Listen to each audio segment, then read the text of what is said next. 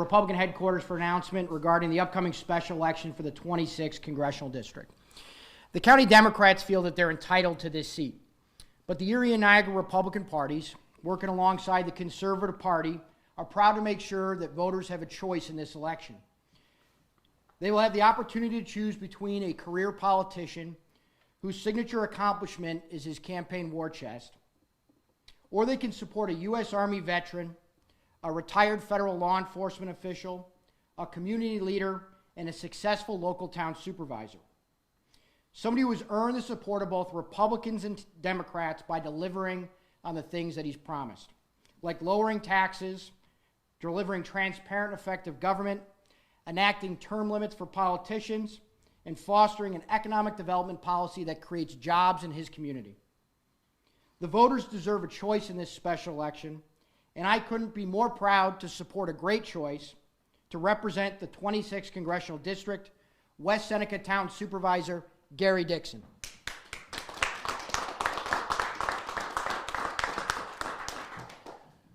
Good morning. I'm announcing today that I am a candidate for the special election to fill the vacant seat in the 26th Congressional District on April 30th. I do not take this decision lightly. I'm running because the public deserves a choice. Our next congressman should not be anointed by the Erie County Democratic Committee. It's an election, not a coronation. And yet another career politician is not going to solve our problems. Our country faces many challenges, but my entire professional life has been about confronting issues and addressing them. In my career in federal law enforcement, I have worked as an investigator and as a manager, probing cases that include corruption, fraud, and money laundering. As the West Seneca Town Supervisor, I have carefully managed the town budget and have not increased residents' town taxes for 4 years. Where some see challenges, I see opportunity. I have always been solution-driven, and I'm eager to take on the many issues facing our country. I know many of you struggle right now. Grocery bills have gone up, inflation is high, young people can't afford to buy a house. Folks are concerned about the safety of their communities. Above all, I want to tackle the issues that are important to the residents of the district. I am running to represent every person in the district, regardless of where you live, how much you earn, or what's the color of your skin. I'm running for the residents of Buffalo, particularly East Buffalo, who have seen politicians come and go and nothing really has changed. I'm running for the residents of Amherst and the rest of the residents of every other city, town, and village in the district who feel they're being taxed to death. I'm running for the residents of Cheektowaga who were not consulted before migrants were put in their town. For every resident who's being told that the country is moving in the right direction, there are many who can look at the facts in front of their eyes and see inflation and increased crime are real. In short, I'm running for all residents of the 26th Congressional District who are tired of the dysfunction in Congress and just want a government that works for them. Finally, I am realistic about my chances. This is the bluest district outside of the New York City area. However, the town of West Seneca is also technically a blue town. But 3 elections in a row have shown that my brand of governing is what residents want.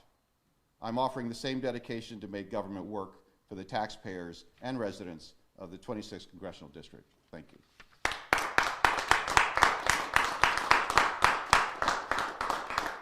Take any questions from the press? Obviously, Supervisor, as you said, you've been able to do well in West Seneca, but in a much larger area, where do you see a primary vulnerability for your opponent in the Democratic Party that you can try to exploit? So the major issues facing everybody in the country: crime, migration, and taxes. My opponent has been a professional politician for much of his life. All of those things have just gotten worse. taxes are out of control, spending is out of control, and as far as New York State goes, people have been leaving. I want to create the conditions where people want to stay in my district, and people feel that the country is on the right trajectory as far as crime, and that we get migration under control. I am all for legal migration. Do you currently reside in the 26th? So the 26th district under the redistricting will include all of West Seneca, just like it used to. What are your plans to get your message out there? Well, I think we have a robust communication policy. You know, I am one of the most open supervisors in the county. You know, my cell phone is out there. I am frequently on Facebook, and we do have a plan to match to generate the ability to get my name out, and more importantly, you know, what I stand for. I don't you know, fool myself that we're going to be able to compete with my opponent's massive war chest.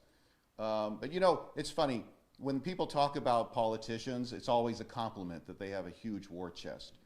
To me, that's an indication of being a professional politician, and that is not what I am. I'm about getting things done. I'm about focusing on the problems of the district or the town. What about the fact that your competitor, whoever you want to phrase it, the Democratic candidate, is coming in off of very popular incumbents? You quibble with the phrase popular, but he's credited with the waterfront, various things. So how do you change that he's seen as the successor to this very popular incumbent? How do you change that narrative? Well, this is not a hereditary position. Just because, you know, you're in line or have been judged by the Democratic Party to be in line to have this doesn't mean it's your right and that you get to assume that position without any competition. As I said in my statement, this is all about giving voters a choice. They do not have to accept a professional politician. They can look at me and see what I've done in West Seneca and say, maybe this is the direction we want to go in. Because I can prove that I can control tax increases because I've done it. I can prove that I'm for term limits because we've implemented them in West Seneca.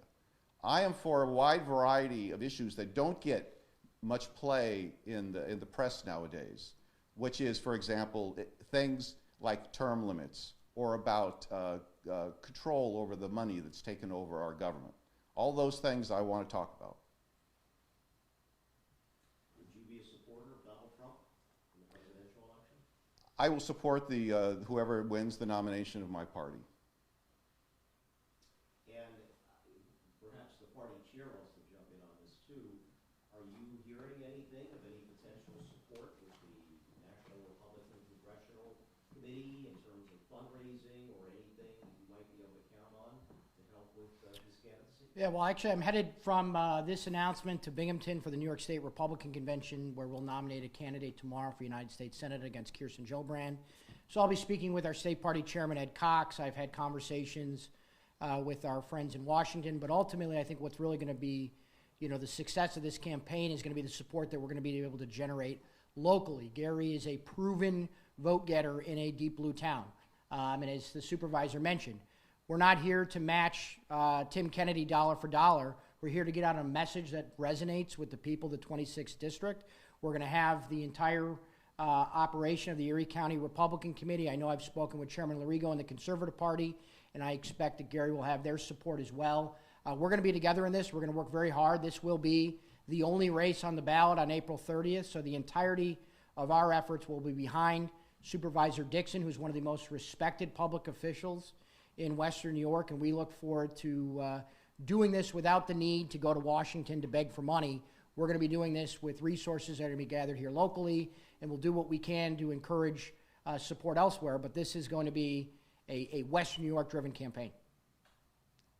Is there one particular, you've already mentioned some of where you feel that they may be vulnerable, but is there one thing in particular that you're going to stress to the voters, one issue in particular that you think would be a winning one for you? Well, I think there's many winning issues because the Democrats have overstepped in so many areas.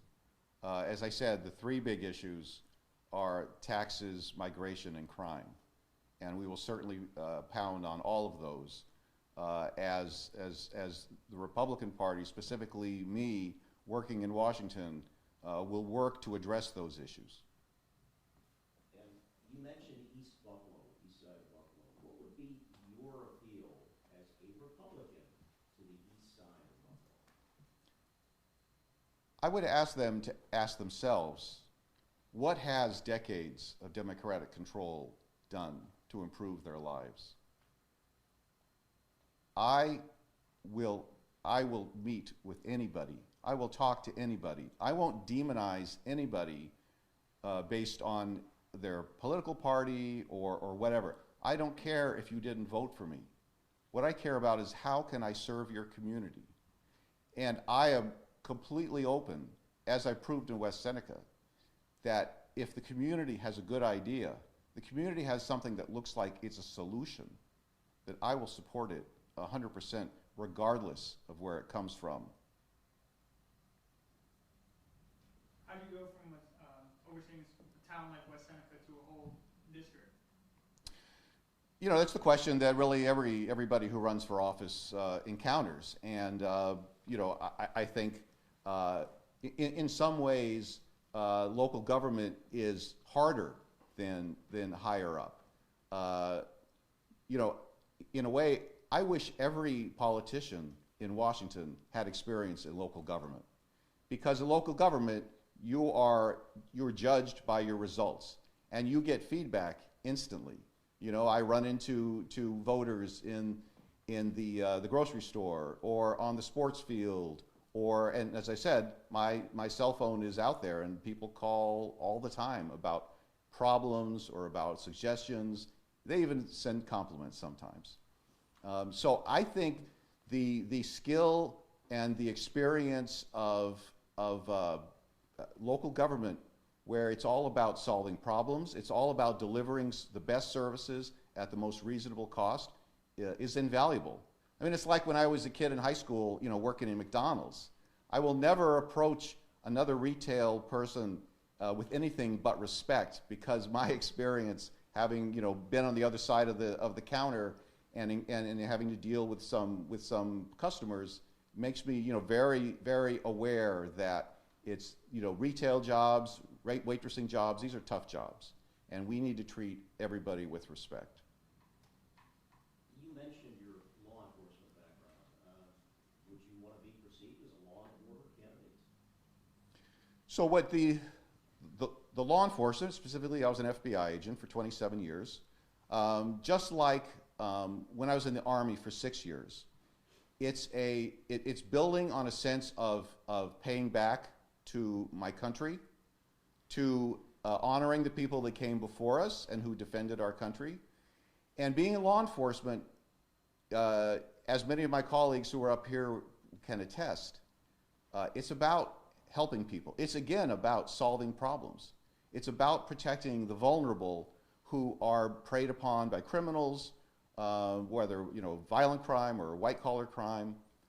It's about making the country, or at least that situation, right. It's about getting justice. So having been in the Army, having been in law enforcement, we follow the law.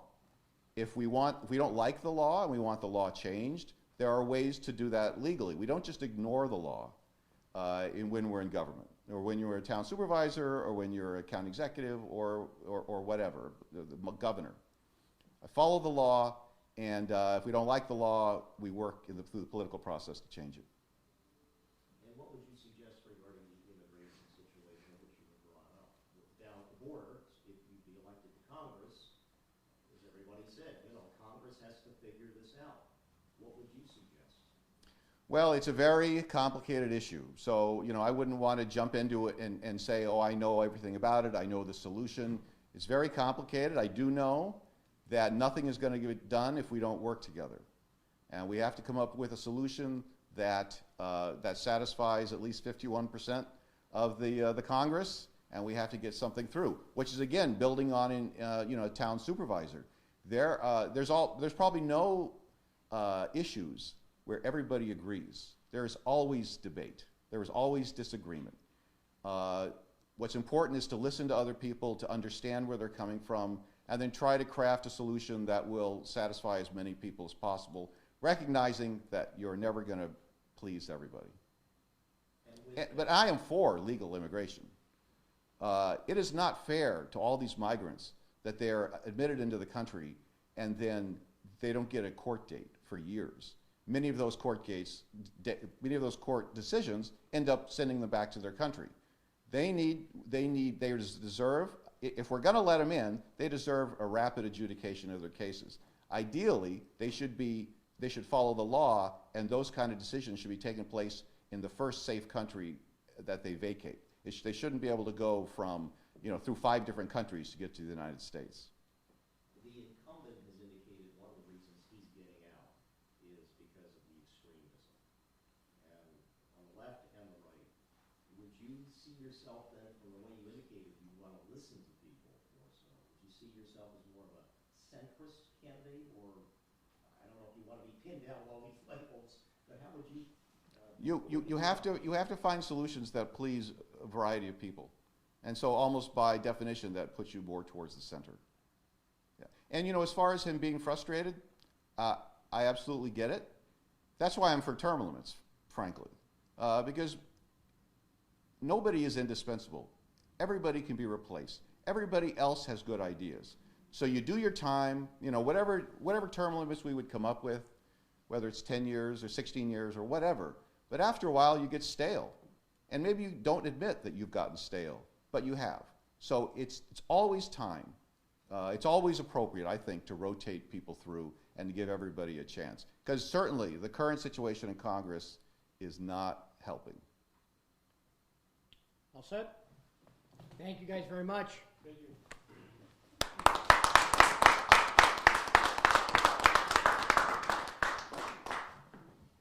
Before you guys all break, do you want to get up? Supervisor, one last thing.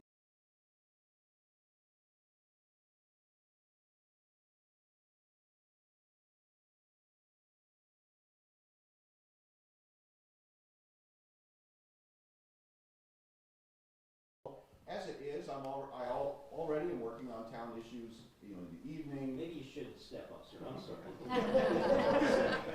Step back up for that question. So the question is about the town leadership. The busy season is the season of the budget, which begins around July. But regardless, I do much of my work in the office hours, but a lot of it, as my wife will attest, is after hours, is early in the morning, as anybody who's received an email from me at 4 o'clock in the morning will attest, or is it at night. So there's a lot of flexibility where I can get everything that I need to do finished. And then, of course, the same with campaigning, which is only for about 9 weeks. So it's a fairly short period before the special election. And of course, you can ask this question of pretty much anybody that runs. You could ask it of my opponent. How is he going to keep doing his work in the Senate? You can ask it of people who run for re-election. It's just a fact of life that this is how the system works. And I have absolutely zero problem, or I can say with confidence that everything in the town will continue to run. We have very good employees, and certainly in the town board meeting, I'll be doing my responsibilities there.